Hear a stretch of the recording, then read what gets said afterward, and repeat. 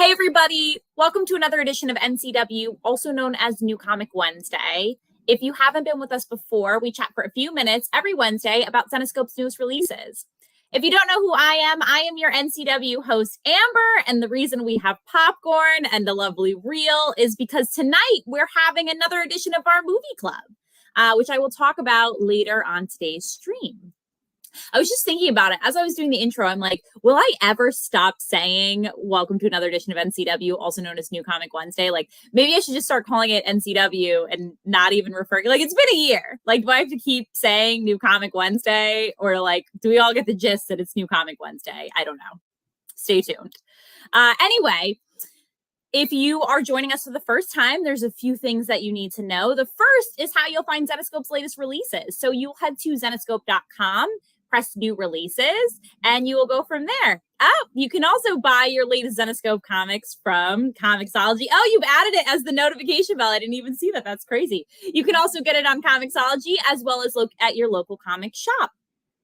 So you never miss an NCW. You never miss a coffee with Casey and Noah. You never miss a VCon, a movie club, anything else, a retailer live stream. Make sure that you subscribe, you press the notification bell, you subscribe to Zenescope's channel, and then you can get the latest Everything Zen podcast, any NCWs that come out from there, and you never miss a stream.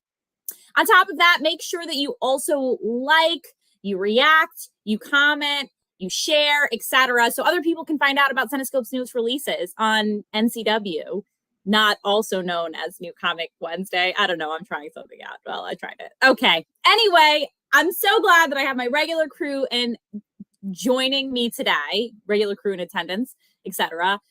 Because we will be talking about two releases today. And I will be having on our editor-in-chief, David Wohl, who I haven't had on in a while.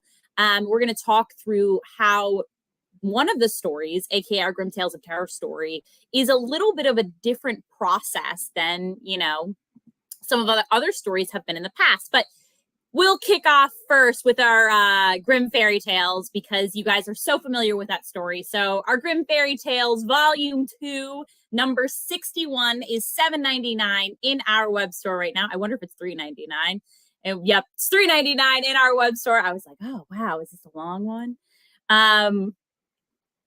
But yeah, so that is the gist there. $3.99, written by our own Dave Franchini.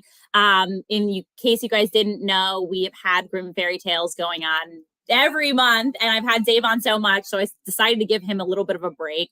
But we were going through a lot of traveling to different universes. So I'm going to bring on our own editor-in-chief in a moment. But as always, our Grimm Fairy Tales comes with 4 covers. Casey, if you would love to pop up all 4 covers, I would love to see them right now. Yay!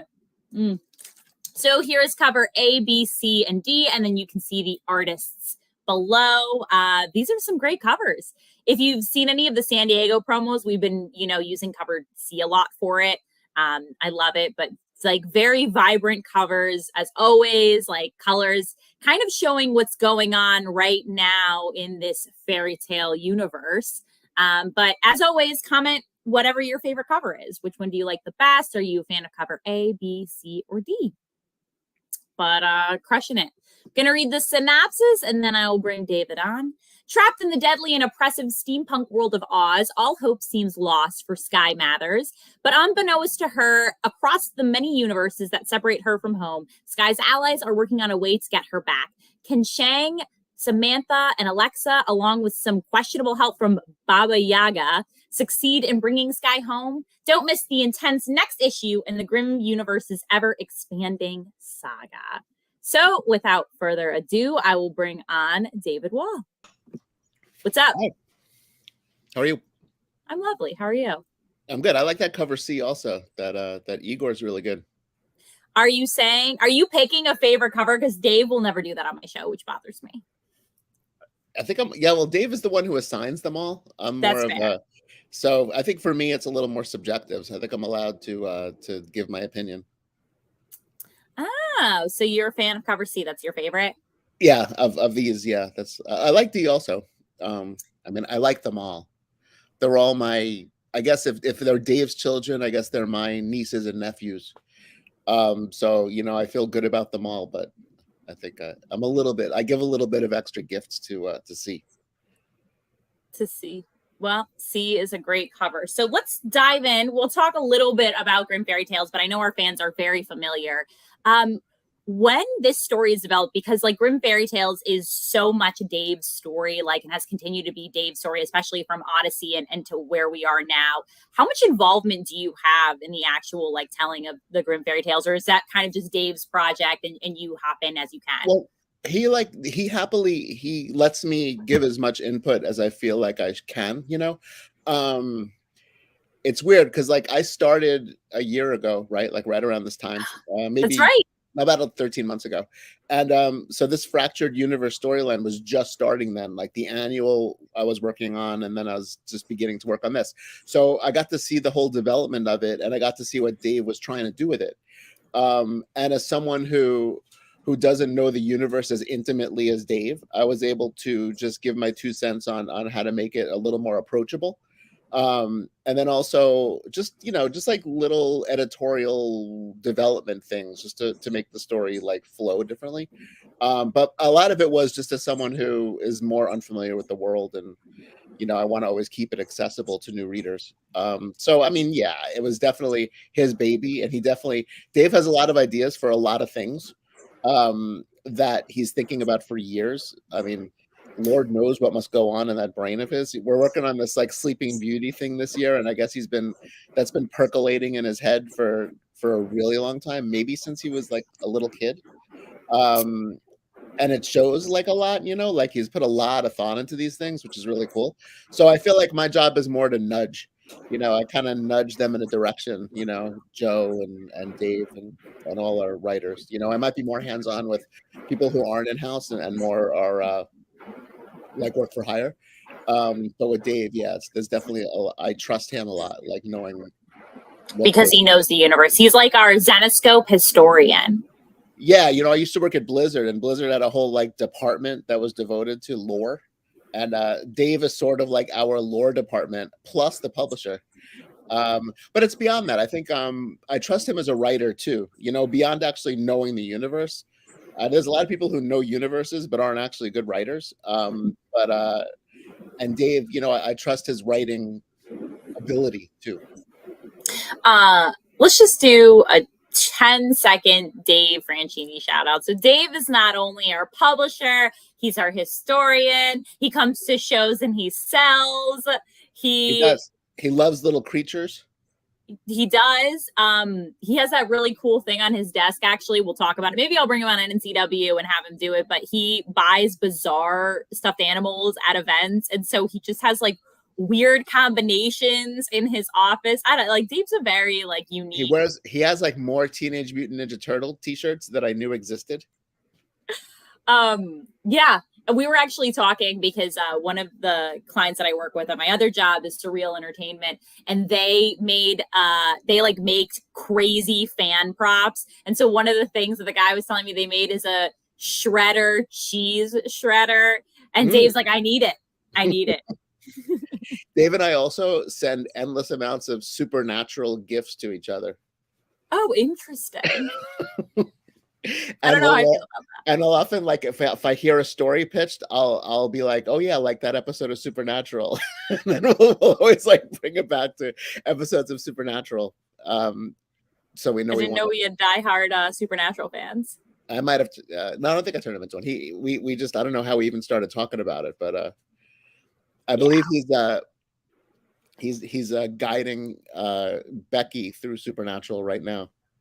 He's guiding her through a lot of shows. I know we've kind of gotten off tangent, but like one of the things is that when Dave and his girlfriend moved in together, they had like a rule where he was going to introduce her to like all of these movies that she hadn't seen. And so like sometimes he'll come into the office and talk to us about movies she hadn't seen, and we like look, but then I guess we do the same thing with Casey because Casey hasn't seen so many movies that we're like, what? And so I don't know if they're wrong or maybe we're wrong. Like maybe we just all have way too much free time or way too much dedicated to have seen all of this stuff. Well, judging from some of the conversations you and I have had about things that we like, you know, it could be that we're wrong. Yeah, could be. So I'll defend. My son is like 21 years old and he's like, he has no idea what I'm talking about most of the time. That is why they force you to be on movie club. But anyway, so Grimm Fairy Tales, what has been your favorite universe so far that we've jumped to in the Grimm Fairy Tales storyline? Huh. I guess I like the steampunk universe. I think the steampunk versions of characters are all cool, you know. In the latest issues that have come out, we had like the vampires, overrunning. Yeah, that was cool. Oz. And actually, I like Wonderland too. There's been a lot of cool just areas that I wasn't really so familiar with, but I got familiar with as I was working on this series. I also like the idea that where we introduce characters now that are still around. Like when this storyline ends, which is coming up as we speak. There's loose ends that Dave purposely left that way, for us to retrack later, which I think is really cool. So Dave is a Vince Gilligan of our own universe. Yes, exactly. Interesting. So again, we're talking about Grimm Fairy Tales Volume 2, number 61. If you're joining our team for the first time for NCW, you have the opportunity to kind of hop in this storyline because we're having characters not do normal character things because we have characters in different universes hopping around. And will she ever make it home? I don't know. She might.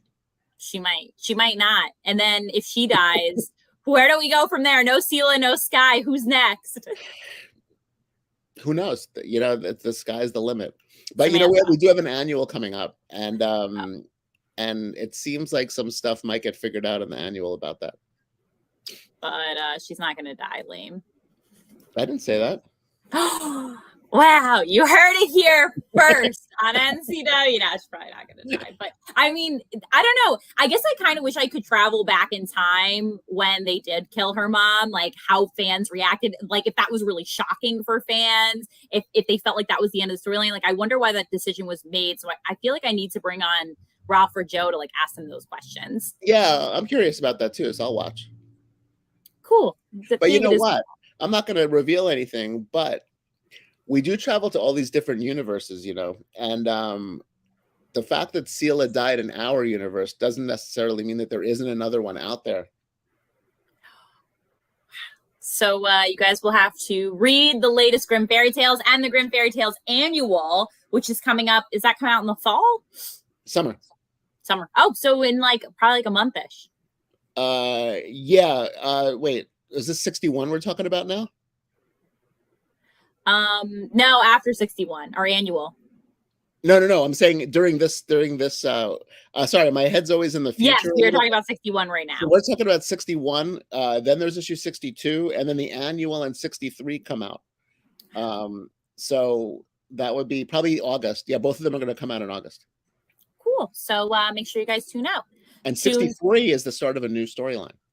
63 is the start of a new storyline. So I guess we'll see where our next steps are in the Grimm Fairy Tales universe. So again, today we are talking about 2 releases. We just did a very brief discussion really on Grimm Fairy Tales, but more, I bring on David really to talk more behind the scenes stuff because I find that really interesting. And I feel like fans really want to know like the step process and maybe stuff that they don't know. So the next story we'll be talking about is Grimm Tales of Terror.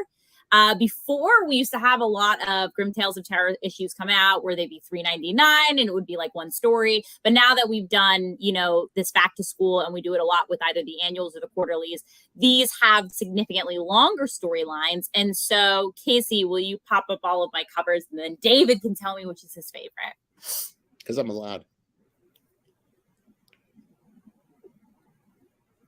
I don't know. What are you thinking? Oh, do I go right in and tell you? I thought you were going to describe each one first. No, I've already stapled which one I really like on the screen. I'm feeling I know what everybody else really likes, but I like one of them is very detailed and I love it. I think I like C. You like C. I like B a lot. I like B because I like B also because I like the Flair character that we invented for this. Yeah, yes, me too. Cool. It is very cool. So as always, comment which is your favorite cover. So and A is nice too. I think I'll like all 3 of them. These are very, 3 really strong covers. What? I'm going to become like Dave.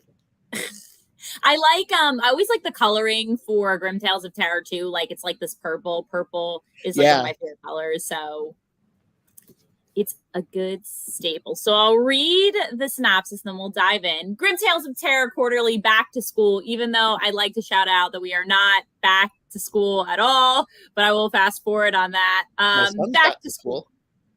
In these hallowed halls of learning, a new guidance counselor has arrived with a very unique view of right and wrong. Her name is Carries, also otherwise known as the Goddess of Death, and it's best to heed her teachings as your very life may depend on it. Follow 4 new tales of terror as both students and teachers alike will be finding out firsthand that the lessons learned can be sometimes fatal. Don't miss this terrifying collection of stories set in the most terrifying place one can imagine, high school, in this new oversized issue, 72 pages. So this story was a little bit different than, our past Grimm Tales of Terror. What is the backstory of how these stories came to be? Okay, so this story basically began at the New York Comic-Con last year when we had our pitch tank. Is that what it was called? Yes. And people came and pitched stories, and we liked a lot of them. And basically, we came out of that with one winner who was Franco, and then 3 other writers who weren't quite winners. Well, they were winners in our hearts, but they weren't winners officially. And we liked their stories a lot. So basically, we knew we wanted to do something with the winner at least. And the winner story was a story in this one called Don't Be Afraid, which is about a girl being afraid of some creature that's stalking her. And she was a younger girl. And there was another story that we liked called Fitcher's Egg that was kind of based on a classic like horror kind of story, which took place in school also. So I think the idea sprang there that we could do a back to school story that includes these 2 stories in it.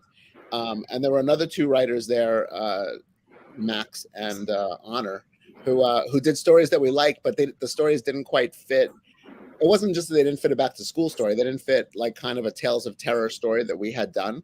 So we approached them with the idea that we liked them, but, we wanted to give them stories to work with. So the Brain Trust, which is Ralph, Joe, Dave, and I, in case you didn't know who the Brain Trust was, basically came up with some loose ideas for them to do. And then I pitched the ideas to both of them, and then they liked them. And then so I listened to 4 of them to create the stories. So I just want to do a quick shout out that I saw. I know that we've moved on to Grimm Tales of Terror, but I thought this was kind of funny by Brian. Can you imagine meeting between our Sky and an alternate Sela? Like, and also, can you imagine what if there's a universe where the daughter is dead and the mom's Interesting alive? suggestion. You might want to check out the issue. I don't know. Anyway, back to Grimm Tales of Terror. So David said it very, very well, but we basically did this panel at New York Comic-Con where we gave writers an opportunity to pitch us Grimm Tales of Terror stories, and we heard a couple of pitches, and then we picked an overall winner, Franco, who I believe is going to be on NCW next Wednesday, so we can talk a little bit about like what it was like to work with this team to create this story. And then, we picked some honorary writers to then develop other stories, etc., based on pitches that we like. And I will just quick say that David Wohl is ruthless. He gave honest feedback, and I turned and I looked at him and I'm like, oh my God. No, because isn't it annoying sometimes on like American Idol when they don't tell people what's wrong with what they're doing, because they don't want to affect the vote. I know, I agree. I see myself more as a Simon Cowell type, who will give my honest opinion because I want to help them. I don't want to say this badly or anything about Zenescope, but that's actually one of the things I really, really loved full time at Zenescope, working with Joe. And I say this to him often, and Ralph is like, I knew when they didn't like something.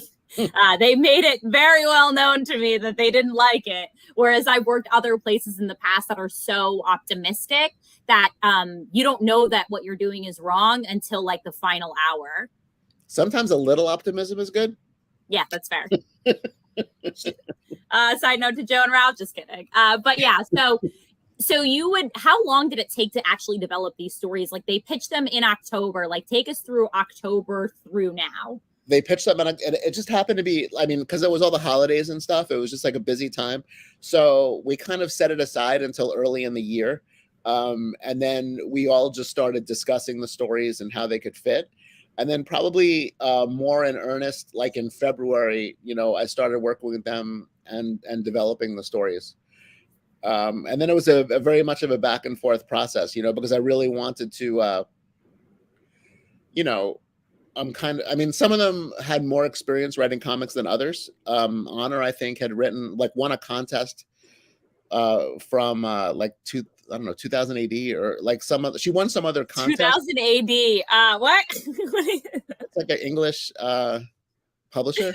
Oh, with 2000 AD, I thought you meant, you're right, they are a publisher. I thought you meant that like in the year 2000 AD, and I was like, David Wohl, are you in our Grimm Fairy Tales storyline, and are you coming from another universe? I don't know. Yeah, sorry, that was a little unclear. But yeah, so they had different levels of expertise in knowing how to write comics. So some of it was just kind of, going through the process of what we're looking for, also because different companies look for different things.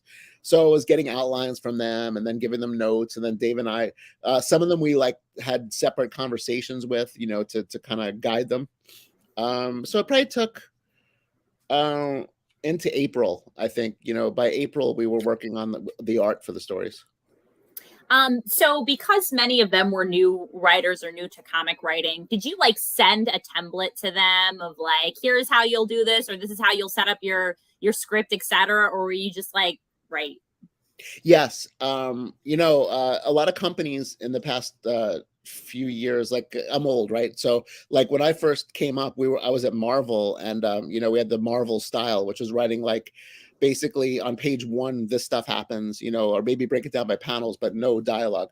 Then like DC, and then later on people started writing like full scripts to do comic books. But I think when writers are new, I don't like full scripts because they're a little unfamiliar with what they're telling an artist to draw. So it's better for, like, I usually like to take a step back and let them write it like Marvel style and then do the dialogue after that. So that's pretty much what I did with them. Another additional benefit of that is that you could get an artist started more quickly, which is what I wanted to do on this book. So yeah, so they basically would write like an outline and then a panel breakdown, just saying like what each panel should be on each page. Then we'd go over that, and then they wrote dialogue, and we went over that. Cool. So let's talk a little bit about the actual story. So there are 4 stories in here. It's back to school. Why release a back to school issue in June?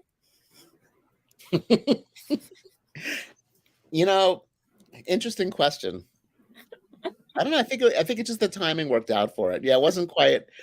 I guess back to school issues do work better in September, but it would just be funny because if it was in August or September, we could even stretch it for October. We could say in January when you come back after the holidays. It's just funny. Like, this is probably the one month where it's like not back. This is where like everyone's out of school. Yeah, it's true. I mean, I guess maybe we could save all the sales for later when it's back to school. I think we had already a very specific idea for what we wanted to do in September, which kind of coincides with the Grimm Fairy Tales annual. And it's sort of a company-wide, not company-wide, in publishing. It's sort of like a bigger thing that we're starting in the late summer into the fall. So this was sort of our only. This is what we should have done. I'm just gonna say that, but thank you, Casey. I guess we could have did a little like back to, and then a little carrot, summer school. Yeah, you're right. Should have been summer school, but it wasn't. But yeah, so probably not the greatest time to put it out, but. The choice was company-wide connection. Yeah, we wouldn't have been able to, like, basically fall is locked up. Gotcha. So we wouldn't have been able to do it until next year if it wasn't now. I'm making Casey head of titles and publishing, and that's what it is from here on out. By the way, Karis is the guidance counselor, Mark. Oh yeah, somebody asked. I like the technology going on here, with the popcorn and the movie thing and the little Robin in the corner saying stuff. I think it's cool. It's changed a lot since I started a year ago.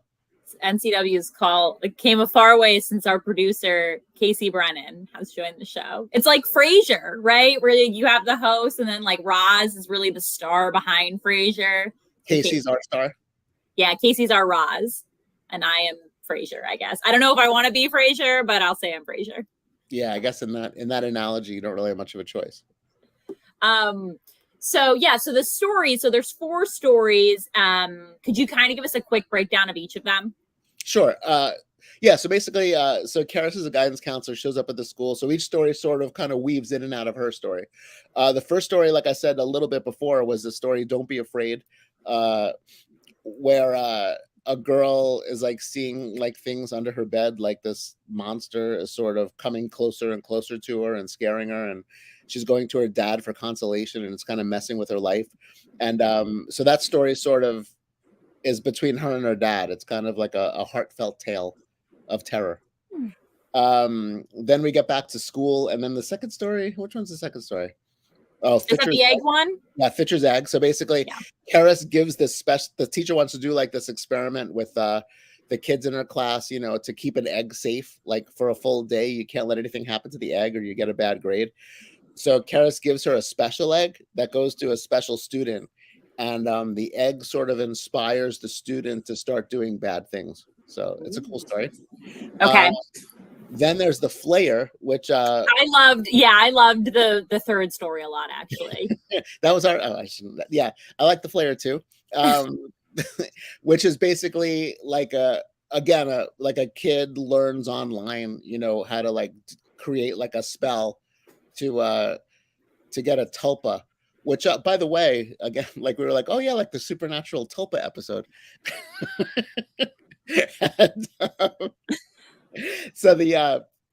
And, so this thing like kind of gets a life of its own, and it's like a whole, you know, meme.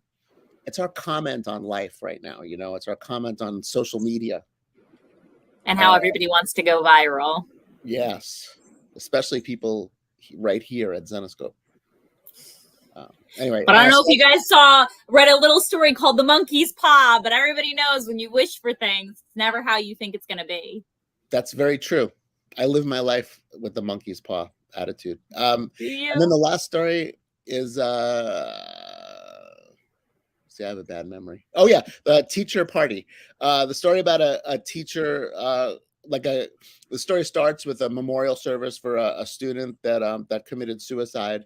And we learned I liked this story a lot too, actually. We learned that there's a teacher who may have driven him to it, and then this new student gets into her life and starts making her life hellish. And then they end up going to a party where strange things happen.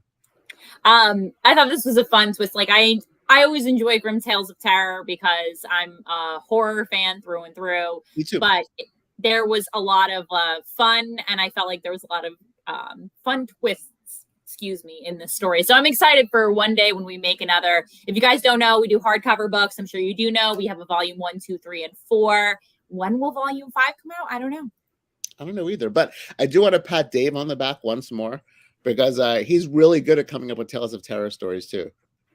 Like Dave is always we don't know what goes on in that mind. Yeah, it's true. Dave is always like, the twist isn't good enough. You know, like he's really like, he's focused on the twist.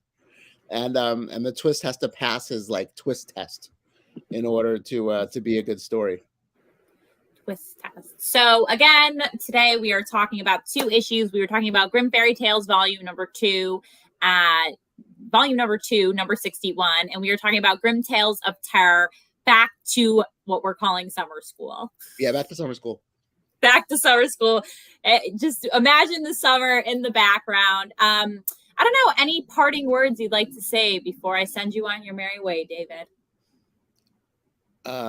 Be good to yourselves. Be good to What life advice? I'm sure I'll have you on soon enough, but I will talk to you later. Great. Thank you. Nice talking to you.